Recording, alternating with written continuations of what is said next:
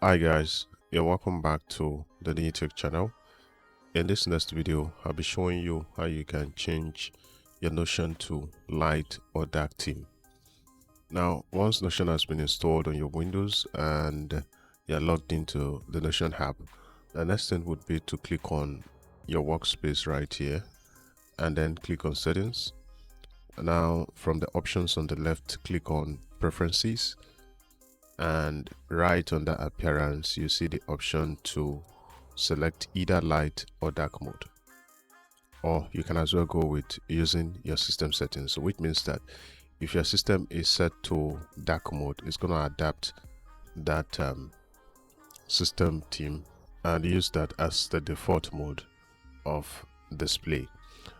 But if you want to manually switch your theme, you can go ahead and select either the light or dark theme. So that's how to go about switching from light to dark theme or vice versa on the Notion app. Thank you for watching, and I'll see you in the next one.